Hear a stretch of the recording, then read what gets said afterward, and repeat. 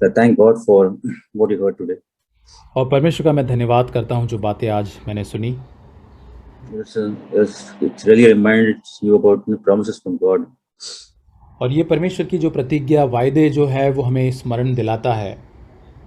If you see in the first, when God created man, go to Genesis chapter 1, verse 26, it says that God said, "Let us make man in our image, according to our likeness."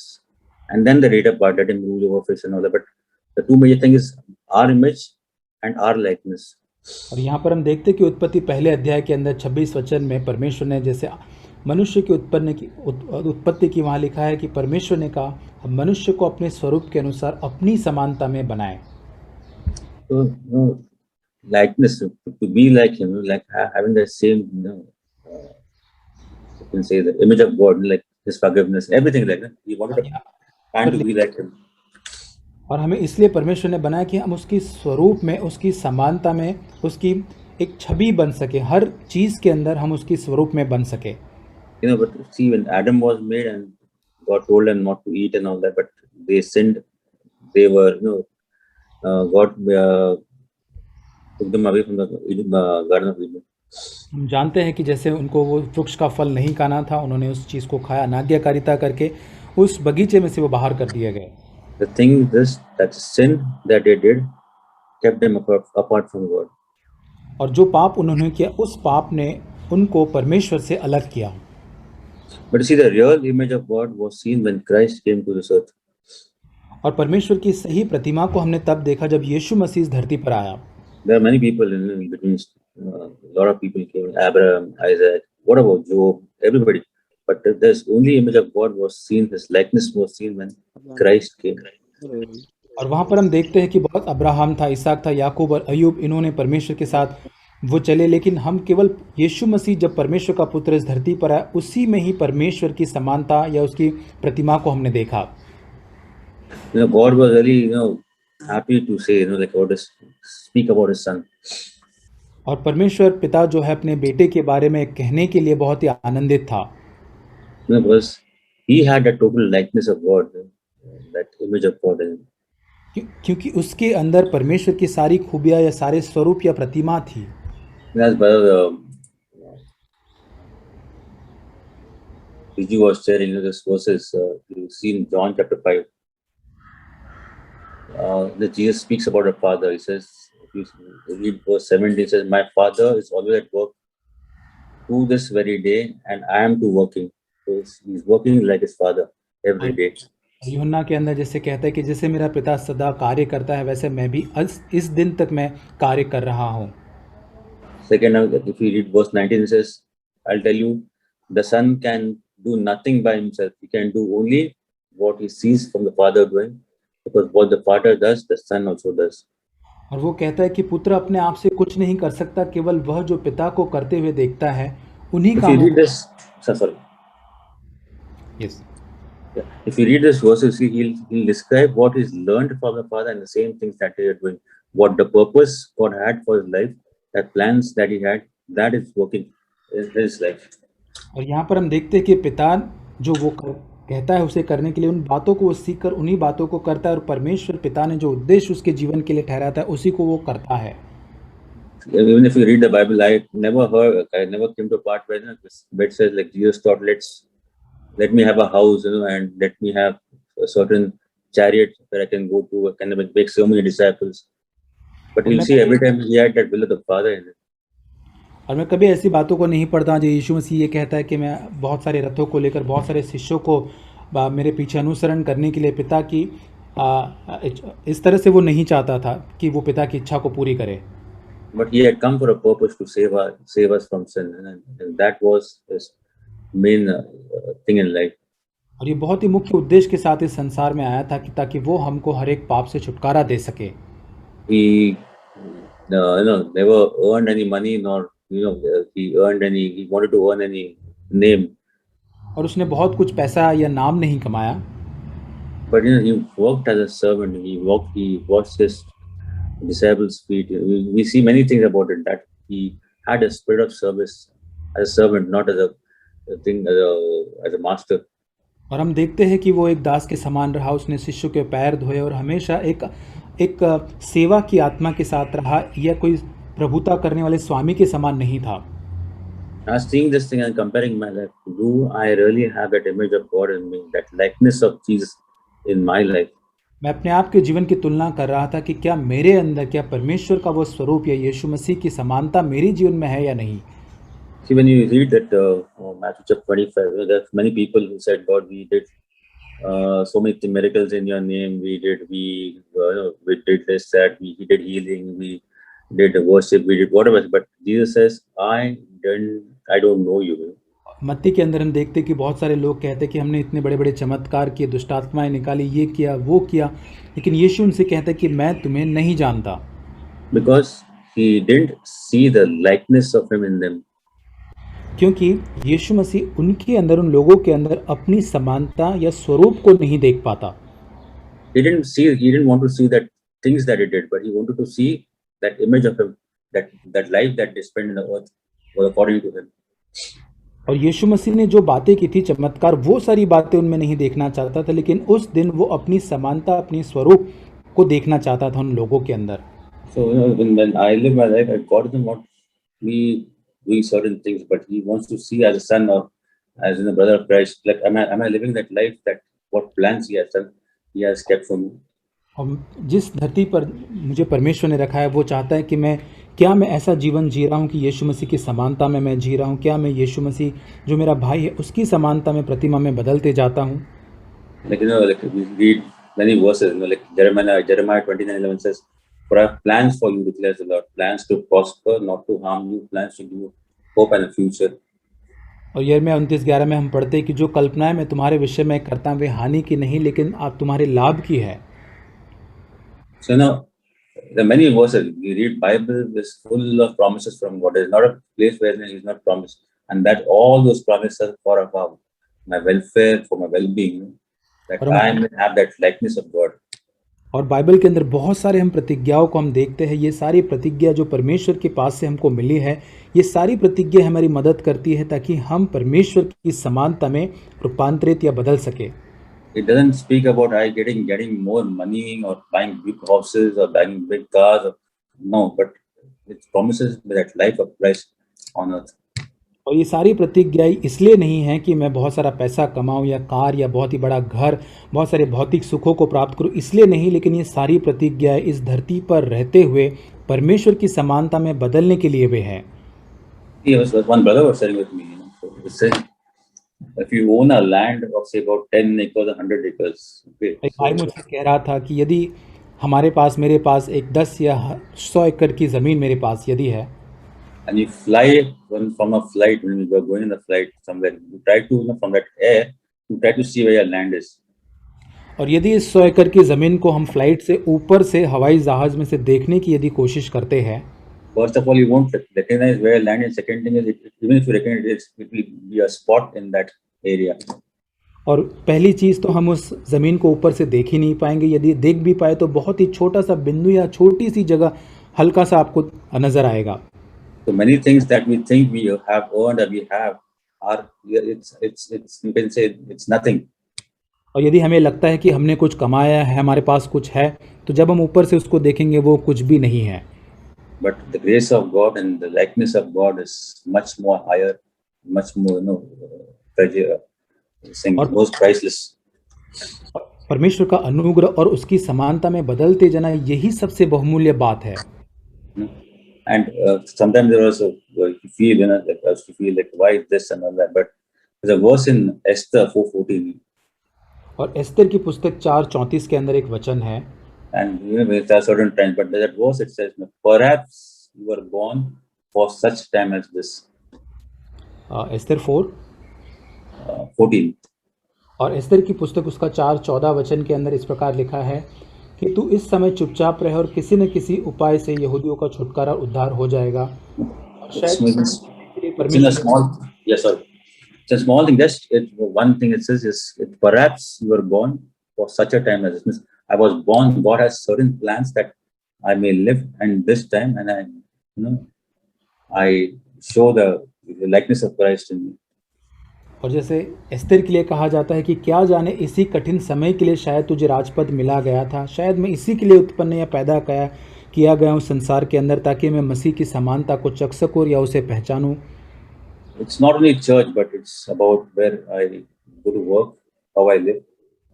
और केवल कलीसिया के संबंध में नहीं, लेकिन जब मैं काम पर जाता हूँ, किस प्रकार मैं जीवन जीता हूँ। Not about at home when I'm with my my mother or sister, when the relative comes in, how I live. और जैसे मेरे घर के अंदर मेरे पत्नी, बच्चे, भाई बहन, मम्मी या रिश्तेदार जब आते हैं, उनके साथ मैं किस प्रकार का जीवन जीता हूँ। Even the enemies that I meet, feel like this guy's doing something bad. How I do I love him? और जो शत्रु होते हैं, क्या मैं उनसे प्रेम कर पाता हूँ।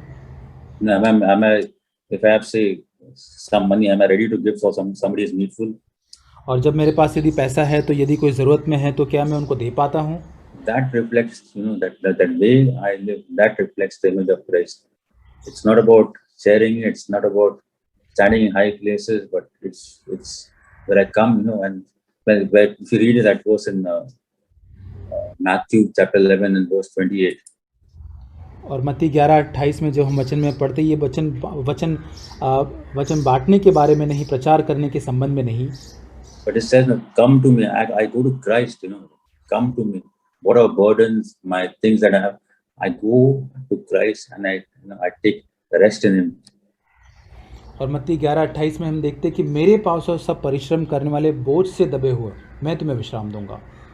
So it's where Christ can teach me. It's not about I learning something or I getting that area, but Christ teaching me something that I learn from Him. और यहाँ पर मैं अपने आप से सीखने की कोशिश नहीं करता, लेकिन ऐसी बातें जो यीशु मसीह स्वयं मुझे सिखाता है। I don't find my life as a burden, but I find that comfortableness, that comfort in Christ. और मैं अपने जीवन को एक बोझ के समान नहीं देखता हूँ, लेकिन मैं यीशु मसीह के द्वारा मेरे जीवन में उस प्रोत्साहन या विश्राम को प्राप्त करता हूँ। Then there's a rest and peace in my life. और मेरे जीवन में एक शांति और विश्राम है। So that's what I really pray that God will help me to realize that plan of God, that I learn from Christ and I have that rest and peace in my life. और यही जीवन में जीना चाहता हूँ। परमेश्वर मेरी सहायता करे कि मेरे जीवन के अंदर उस विश्राम और शांति को मैं प्राप्त कर सकूँ। May God really help us to have that, that written in our hearts, that love of Christ, that life of Christ, and then have that assurance from the Holy Spirit also. और सच में परमेश्वर हमारी सहायता करे, पर यीशु मसीह का जीवन और प्रेम और पवित्र आत्मा का आश्वासन हमारे जीवन में पाया जाए। Let this be our prayer in our life always. Amen. और यही हमारे जीवन के अंदर प्रार्थना हो। आमीन। Brother Michelle, you can share.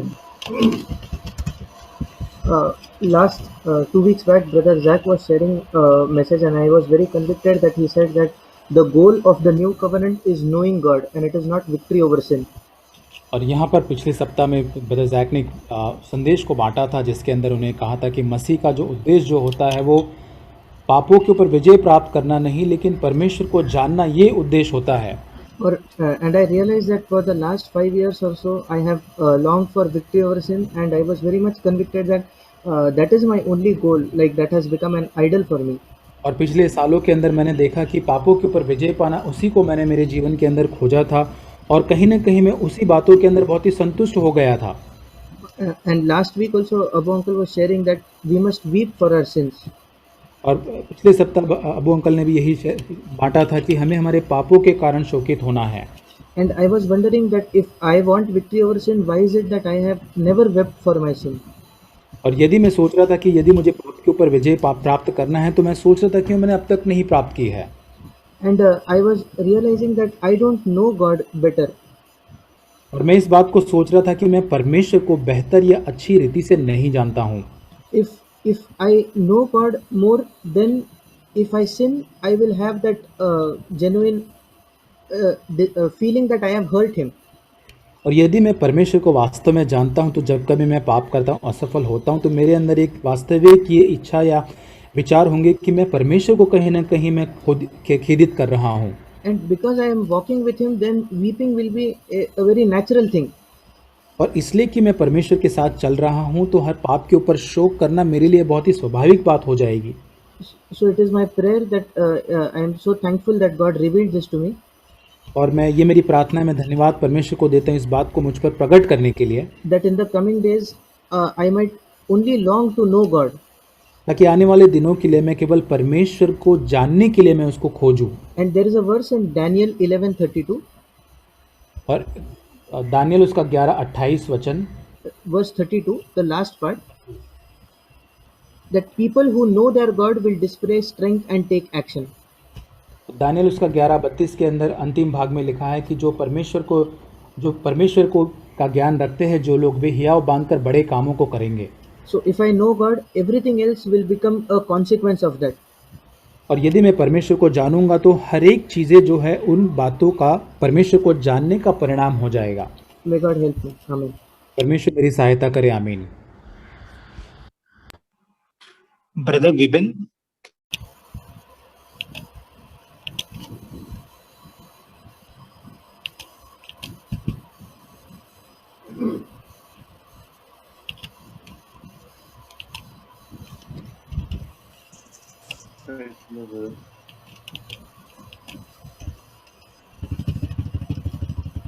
Brother, can you hear me? Yes, I can hear you. So I was thinking I wish I have one thing, like a fish which is born on the sea but has no salt on it. So likewise, we are born on the sin, but we don't want us to be in a sin. और मैं सोच रहा था जैसे एक मछली उसका जन्म भले ही brother, can you repeat? I did not get it clearly. So like a fish which is born on the sea, but it has no salt on it.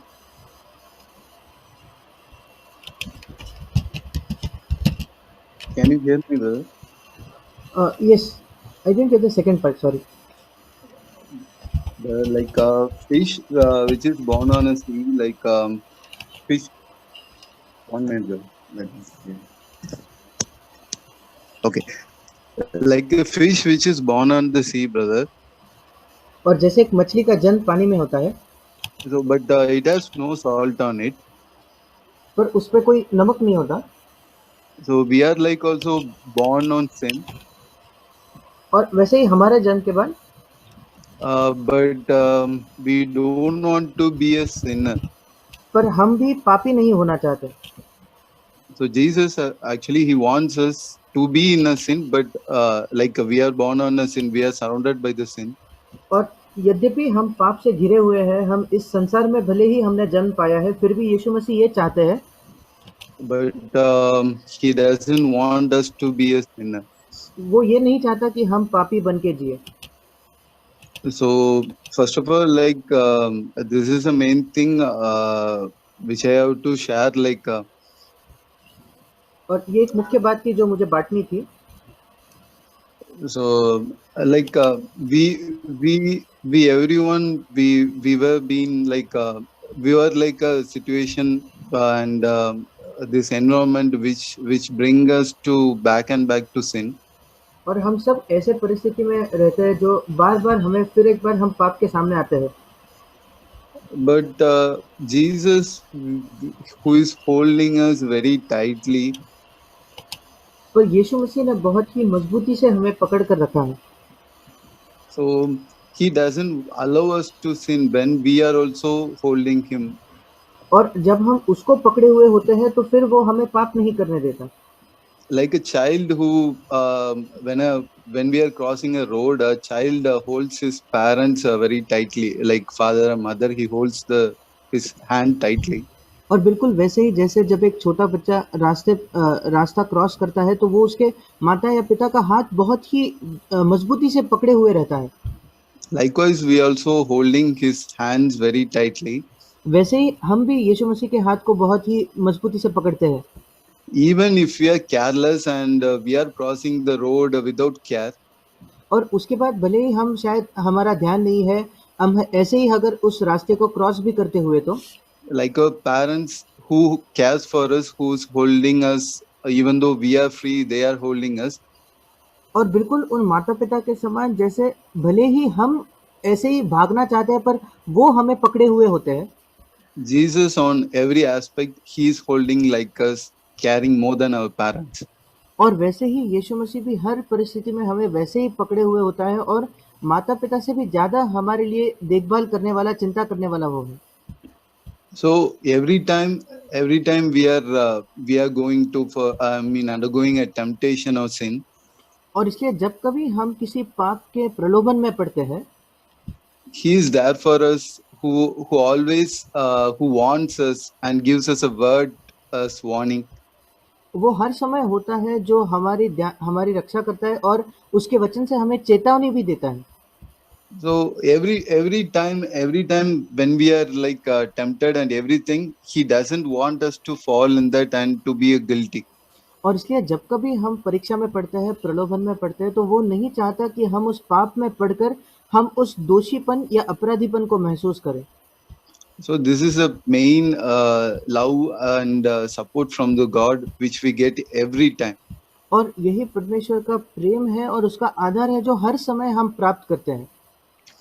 So once we are very comfortable and once we are like we are having the care from the God, और एक बार जब परमेश्वर खुद हमारी चिंता करता है, we used to be like we will avoid the sins and we will be very much we won't be into the sin.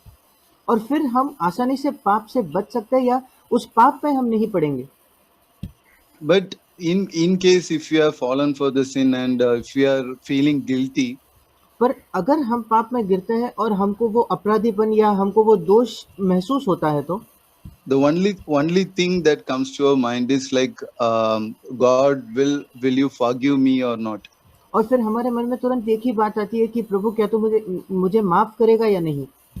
That time, as Biju brother said, और ऐसे समय जैसे बिजू ब्रदर ने भी कहा, there will be two words from our mind, like और फिर हम अपने मन में दो अलग अलग आवाजों को सुनेंगे।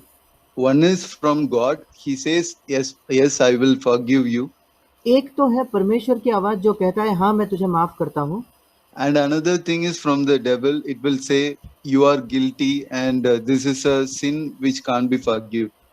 और दूसरा है शैतान की आवाज जो कहती है कि नहीं तुम तो दोषी हो और ये एक ऐसा पाप है जिसको परमेश्वर बिल्कुल क्षमा नहीं कर सकता। This happens for every time when we are doing the sin. और जब कभी हम पाप में गिरते हैं तो हर समय ये होता है। So Jesus Christ, he came to this world just for he came to this world for forgiving our sins. और यीशु मसीह इस संसार में आए ताकि वो हमारे पापों की क्षमा कर सके। That is the belief we have. और यही हमारा विश्वास है।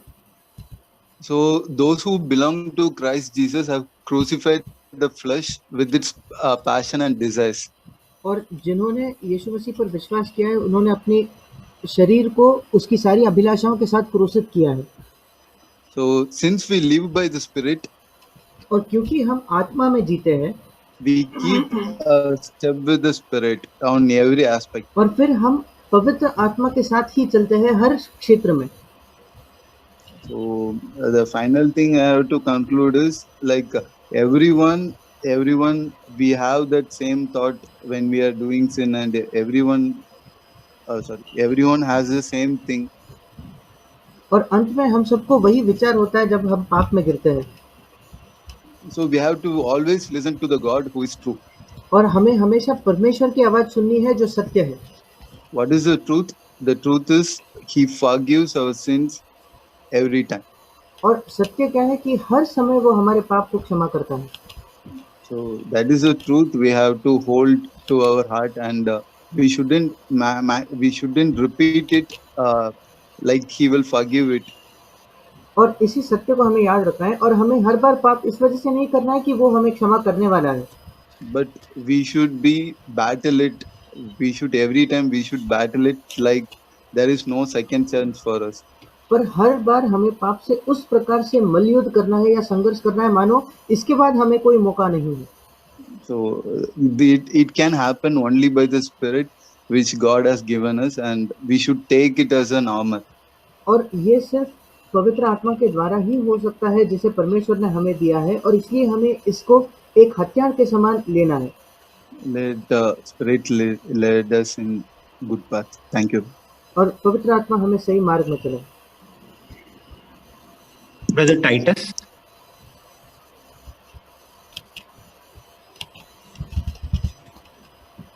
Praise God for what I've heard. परमेश्वर को स्तुति देता हूँ जो मैंने सुना उसके लिए। Hebrews chapter 13 verse 5. इब्रानियों की पत्री उसका 13 अध्याय और 5 वचन। The last line says, I will never desert you, nor will I ever forsake you. और उसकी अंतिम बात में लिखा है, मैं तुझे कभी ना छोड़ूंगा और न कभी तुझे त्यागूंगा। In the natural animal world, in the sheep world, there is always a lamb which is rejected by the mother sheep. और प्राणियों में हमें बात को देखते हैं, जो भेड़ें होती है, जब भेड़ों को बच्चे होते हैं तो उसमें से एक कोई भेड़ होती है जिसको उसकी माँ त्याग देती है। So when there are sheep born, there is one lamb which is rejected by the mother sometimes, not always. और कभी-कभी ऐसा होता है कि जब भेड़ों को बच्चे होते हैं तो उसमें से एक बच्चे को वो त्याग देती है। And this lamb is not cared by the mother. It is left aside. So what the shepherd does, it takes the lamb with him. और इस भेड़ को उसकी माँ उसको कोई देखभाल नहीं करती, ध्यान नहीं देती, और वो जो चरवाहा होता है वो इसी भेड़ को उठाकर अपने साथ रखता है। The shepherd feeds the lamb. It takes care of the lamb. It keeps him in a warm place. और वो चरवाहा उस भेड़ को खिलाता है, उसको एक सब जगह लेके जाता है, वो उसको एक अच्छी जगह रखता है। If the shepherd doesn't do this, the lamb will die because there's no care from his mother. अगर चरवाहा उस छोटी भेड़ के लिए ये ना करे तो वो मर जाएगी, क्योंकि उसके माँ से उसको कोई सहायता प्राप्त नहीं होती। And once the lamb is big enough to join the flock, the shepherd releases him into the flock. और एक बार जब वो भेड़ बड़ी हो जाए और वो उस झुंड में जाने के लिए तैयार है तो उसको चरवाहा फिर छोड़ देता है। Now the favorite part is whenever the shepherd calls the sheep, guess who comes first to the shepherd? और इस कहानी का सबसे पसंदीदा भाग यही है कि जब वो उस झुंड में जा चुकी है, जब कभी चरवाहा उन सारे भेड़ों को आवाज देता है तो सबसे पहले कौन आता है? Obviously the rejected lamb. और वही जिसको छोड़ दिया गया है। In English it's called the bummer lamb. और इंग्लिश में उसको बमर लैम्ब कहते हैं। Yeah, so the bummer lamb always comes to the shepherd first because it knows the shepherd's voice. और वो जो बमर लैम्ब या वो जो भेड़ होती है वो सबसे पहले आती है क्योंकि वो चरवाहे के आवाज को जानती है। It's not because the shepherd took special care for him, because it is obviously that, but the lamb knows the voice and he knows the love the shepherd had given. और सिर्फ इस वजह से नहीं क्योंकि उस चरवाहे ने उसकी देखभाल की, बल्कि वो उसके प्रेम को पा चुकी है और उसकी आवाज को वो अच्छे से जानती है।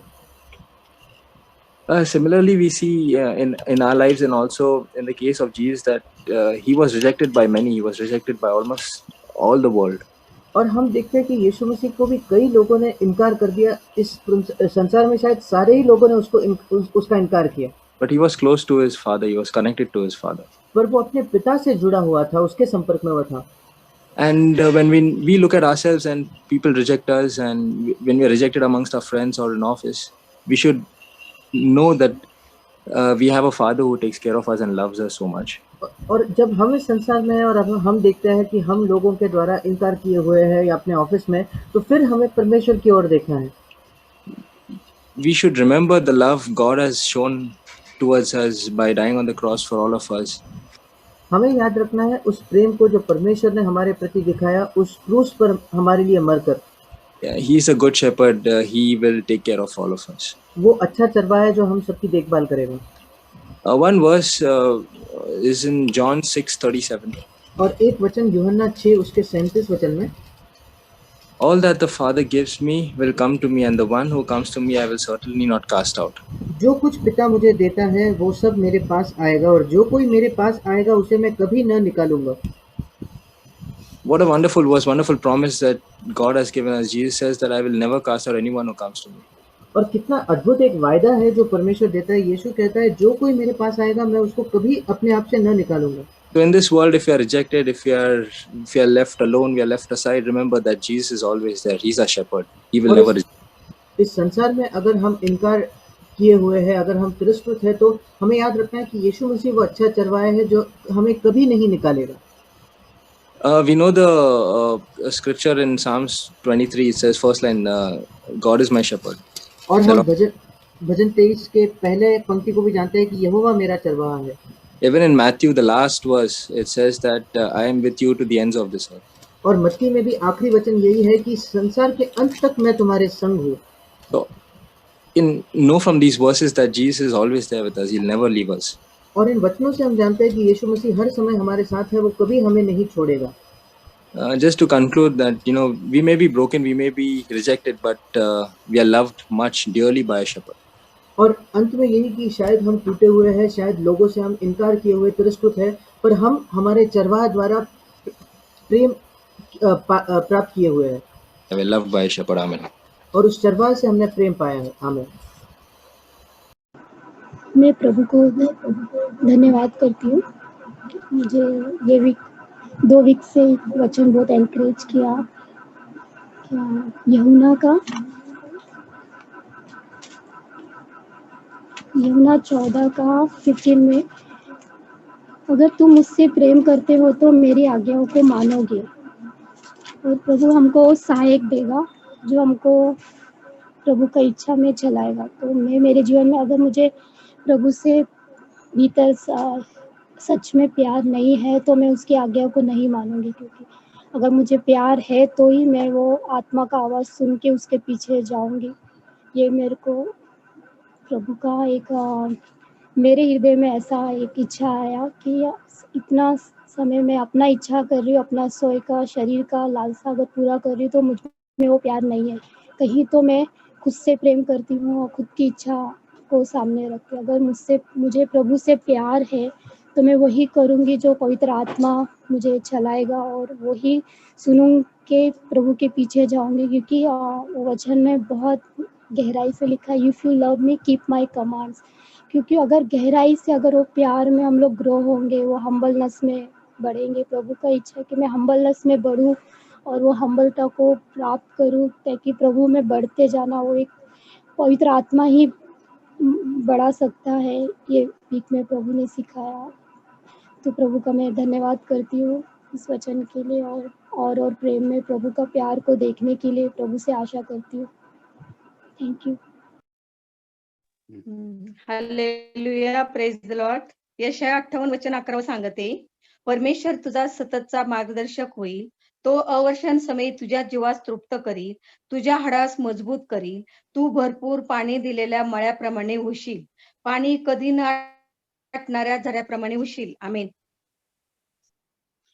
We read in John chapter 10.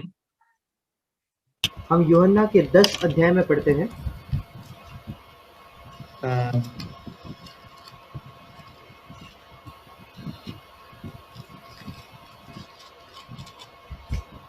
We read verse 4. और उसका चौथा वचन। From verse 3, I'll just read. To him the doorkeeper opens and the sheep hear his voice. And he calls his own sheep by name and leads them out. और तीसरे वचन में, उसके लिए द्वारपाल द्वार खोल देता है और भेड़ें उसका शब्द सुनती है, और वह अपनी भेड़ों को नाम ले लेकर बुलाता है और बाहर ले जाता है। When he puts forth all his own, he goes ahead of them, and the sheep follow him because they know his voice. जब वो अपनी सब भेड़ों को बाहर निकाल चुकता है तो उनके आगे आगे चलता है, और भेड़ें उसके पीछे पीछे हो लेती है, क्योंकि वे उसका शब्द पहचानती है। A stranger they simply will not follow, but will flee from him, because they do not know the voice of strangers. 5वां वचन, परंतु वे पराये के पीछे नहीं जाएंगी, परंतु उससे भागेंगी, क्योंकि वे परायों का शब्द नहीं पहचानती। So today I was just thinking about listening to God's voice. और आज परमेश्वर के आवाज को सुनने के विषय में मैं सोच रहा था। And there are so many things, many stranger voices which distract me nowadays. और ऐसी कई अनजान आवाजें हैं जिनको पराई आवाजें हैं जिनको हम आजकल सुनते हैं। And especially in my life, God is speaking that I'm distracted with so many other voices. और विशेषकर मेरे जीवन में परमेश्वर मुझे कह रहा है कि मैं कई अलग-अलग आवाज़ों से ध्यान मेरा भटक रहा है। Maybe in the morning, sometime I spend in reading the word, शायद सुबह कभी-कभी मैं परमेश्वर के वचन में के साथ समय बिताता हूँ, but during the day, my mind is occupied with so many things. पर दिन के दौरान मेरा मन कई अलग-अलग बातों से उलझा होता है। Maybe I'm occupied with so many political things which are happening in the country. शायद हमारे देश में होने वाले कई राजनीतिक बातों में मैं उलझा हूँ। And I'm continuously listening to them or checking what is happening in different states. और उन्हीं बातों को मैं सुन रहा हूँ और बार-बार मैं देख रहा हूँ कि अलग-अलग राज्यों में क्या चल रहा है। And that has clouded me or has brought it some distance between me and hearing God's voice. और उस वजह से परमेश्वर और मेरे बीच में थोड़ी दूरी है, जिसकी वजह से मैं परमेश्वर की आवाज़ को नहीं सुन सकता। And that is why I want to come back and like a sheep who recognizes the voice of the shepherd. और इसलिए मैं फिर वापस लौट कर आना चाहता हूँ उस भेड़ के समान जो उस चरवाहे के आवाज़ को पहचानती है। And helplessly depend on him every day. और पूरी तरीके से असहाय होकर हर दिन उस पर निर्भर होना चाहता हूँ। There's a verse which Paul tells Timothy, be strong in the grace that is in Christ Jesus. और पौलुस तीमुथियुस को एक वचन कहता है कि मसीह यीशु में जो अनुग्रह है, उस अनुग्रह में तू दृढ़ हो जा या मजबूत हो जा। I also want to be strong in the grace that is in Christ Jesus.